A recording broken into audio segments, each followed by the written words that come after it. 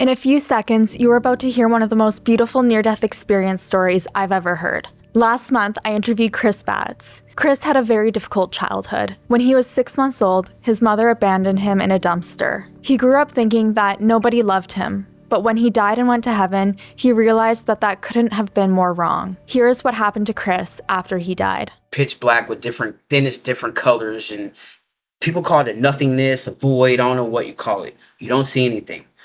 So all I know is I get the sharp feeling right here. Like it's like lightning striking you right here. And I just hear, let me reintroduce myself. I am God. Yes, I am real. Yes, angels are real. They're a gift from me. Want to meet them? So I said no because I didn't believe in them. So I was like, no. But at this time, I knew whatever was taught, whatever was hitting me, it was the most supreme. You knew it was what they call God. I just didn't know the real name. Could have been like Hector. It could have been Billy, but he would have been like, yes, I am Billy. Like, that's what you know me as. I see certain words pop up in the air, kind of trying to like reintroduce himself as his personality. So one of the words said loving, just flies in the air. Another word flying in the air says caring.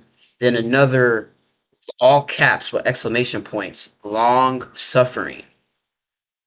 So I remember this word long suffering as a kid, but I understood what it means now. I think it just meant that God would suffer for a long time until he knows that he loves everybody. I felt like a kid or something, be like a kindergartner, because I kind of like felt him get down on one knee and give me a hug and squeeze me. But me, I'm like, wait, like, you're not supposed to do this to me. Like, I'm not perfect. Before this hug even happened, I'm like, I'm not supposed to be here. Like, I'm not perfect.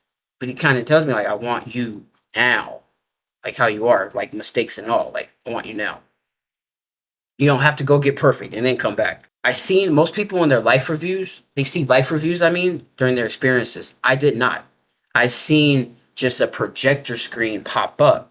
And then one like video I seen was a picture of a video of a guy in a suit with a briefcase. And then I was like, I love him. Here's the other guy with a joint in his mouth and a skateboard just cruising on by. And he's like, I love him. And then here's a prostitute girl. And she's walking by. And he goes, I love her. And it was like all the same love. There wasn't like, I love him more than her because she's a prostitute. It wasn't nothing like that. I just seen, and then I looked and I seen like this like snake wrapped in chains. And it was like, I didn't even know what that was, but it was like literally wrapped and couldn't move. I think it was maybe like a sign for the devil or something, because that thought I had in my head was like, but what about? And before I can be like, but what about the devil? It was like, I looked up and seen that snake. And he was like, don't worry about that. Okay. Yeah. So after this, I remember asking, I'm like, wait, like, what if people think I'm crazy? Like, what am I supposed to do when I go back to Earth? And he goes, tell everyone that I love them. Then there's also something else he said later. He said, I will go to the end of the world so that everyone is with me. Those are the two quotes that stuck with me the most out of this whole entire thing. So, poof, I'm midair now. I see clouds. There's no more nothingness. I see everything. I see the floor. I see the ground. I see everything. I'm like literally above a church. Ironically, above a church during this experience. I seen ambulances, the fire trucks. I seen a bunch of police and the friend I was with on the side. But before I even seen that, the first thing I really seen is I was freaking out. I seen like the clouds and this big old like donut hole like this in one of the clouds with like a light. If I would have stepped into that, I would have definitely went completely all the way to the other side. And who knows if I would have came back or not. Well, there was a bunch of angels around me, like circling, but there was two in particular that I noticed. So one of them was on this side, one of them was on this side. The one on my left side, I'm like, I look, and he goes, "Are you sure you want to go?" Like with the sternest voice. So then he seemed kind of mean. He was like, it was scary. He had like kind of like a beetle shaped kind of face. Wings were like more wide, like wide. And that's when I knew wings are real. I look, he was more of a creature like thing though. But then I look to my right. Here's this dude is more human than anything. They're both dudes, but you can tell this one's definitely like man. Huge, remind like of the paper towel guy, the brawny guy, or like Dan Connor from Roseanne. Yeah, so he had on like brown slippers, blue jeans, red flannel shirt, sleeves rolled up to his elbows, and no facial hair and like brown curly hair. So I'm just looking, I'm like, whoa, this dude is huge. They were both like 9 feet tall. This one's just in the softest voice. I'm thinking he's gonna kill me because I'm not used to other beings. I'm like, oh, I'm going to hell. I didn't read the Bible. Well, I read the Bible. I didn't, like go to church every Sunday. I'm going to burn like they told me in church. And he goes, you have so much to do for so many people. That's all he said. And I'm like, oh. So they're like, before that, I'm freaking out. I'm like, get me out, get me out. They're like, no, it's okay. It's okay. Like, we love you. You're going to be okay. So they calmed me down. So they told me to look down at the floor. So I looked down and they're like, no, you need to look down again. This time it's like a camera zooming in down to the ground. Here's like the fire trucks, the more cops than anything though. The cops right here. Here's the friend I was with way over here on the phone. And then here's my body laid out. And they're like trying to like, I guess, resuscitate me or whatever. And they're like, yeah, you need to realize this stuff really does happen. I seen my body laying there. I'm like, how is it that I'm here, but then I'm there at the same time? That doesn't make sense. So that's when I knew we literally have spirits. There's something outside of this life. So they asked me after that, they're like, so do you want to stay or do you want to go? So they actually left me the choice. Like, do I want to go with them or stay here? Me thinking about, oh, you have so much to do for so many people. Me being suicidal as it was, I'm like, you first thought you think like, oh, I'm out of here, man. Out of here, man. But that urge was like, no, go back, go back, go back. You gotta help people. You got a lot of people to help. Like a lot of people don't know God loves them. So I don't know. I decided I should go back. That's all I remember. Days later, I woke up in the hospital. The doctors were there, and I'm like, wait, what happened? They kept calling me Miracle and all this. It wasn't until, because I was in the hospital for about a week, almost a week. I couldn't walk. I couldn't really talk or anything. All my senses were shot. Like, couldn't smell, nothing. So, being wheelchaired out the hospital, I remember looking up at the sky. It was a sunny day. I seen the mountains. I seen the horizon. And then I knew something happened. And then I looked on the concrete. And then that's when it all, boom, that whole boom came back to me. And that's when I realized something happened. And I knew I didn't have to be scared anymore or something. It seemed like I knew of a God years ago that a lot of people don't know about. It seemed different than the God I I've experienced. I can't say met because I didn't see his face. I didn't see, and I try to tell this during my NDE. I didn't see his face, anything like that. You just felt it. Angels, you seen everything. I probably would have died if I seen his face, like for sure. Yeah, it was that powerful. So I know there's a reason I didn't see him or it, because it could have been like him, her. It's just, it has like so much love in both. You just macho woman. It's both like in one. It's hard to explain. You come back, you recover. What changed for you after? What changed in your life? Everything. The way I think about life. I don't have like social anxiety anymore because well, sort of, but you can't really believe it because I'll be on stage talking to like massive people and I'm like, yeah, making them laugh. But deep inside, I'm shivering. Like I'm shaking.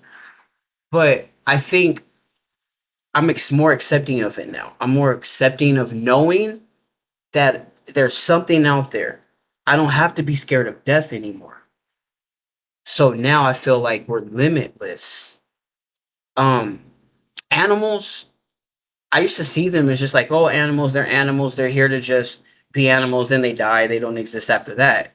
This, like, NDE is like, no, like, animals are legit things. Like, they have actual feelings. They have, like, they actually laugh. They cry like we do. Like, they want to be loved like we do. They get mad. They're, all kinds of stuff. And that's when I started seeing, I'm like, everybody said dogs don't have souls. And I'm like, after that, I'm like, I think they definitely do have souls. Like, I don't care what anybody says. I think they have souls. Plants, even plants. I know plants are alive. There's so much. I became like the biggest nature person. I was a nature person before that, but I had no idea what like a nature person was. Let's stop pollution. Like, let's not try to pollute the earth. Let's take care of the earth. So much different things.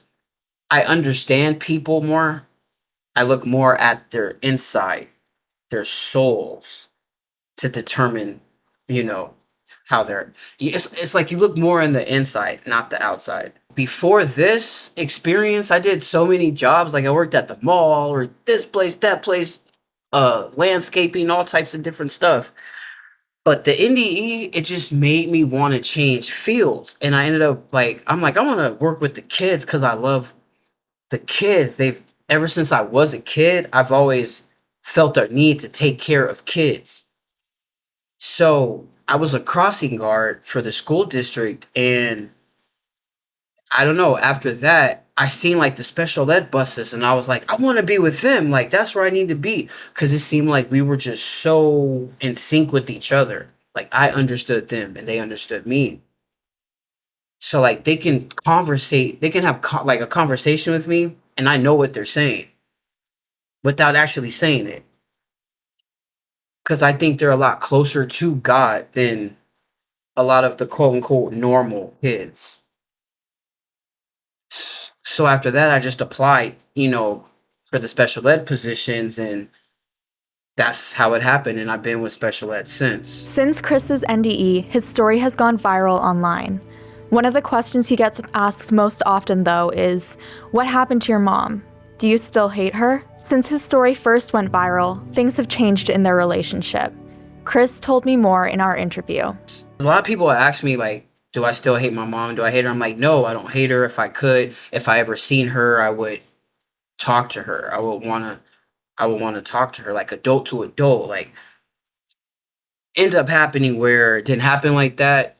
I was honestly on the verge of trying to go look for her, and within months later, I get a message from someone and they told me I need to reach out to one of my aunts or someone else because mom passed away. So they found her like on a sidewalk. Um she was homeless. I mean, that's how she lived. She was homeless. She's always been like that from place to place, never wanted to have her own place. Even when she had like a cell phone and stuff like that, like she used to call on payphones, so nobody knew where she was. She liked to rather be on the street. So she passed away, and I felt like that, like a lot of that changed a lot of stuff inside me after that. Um, I felt a little like, I guess, like discouraged because I didn't get to see her and I didn't get to make that amends, to let her know I knew you had some mental issues going. I don't hate you. So it kind of like, even right now, I think like I really hope that she knows like I don't hate her. I was young, of course I did. I was young, I didn't know it. So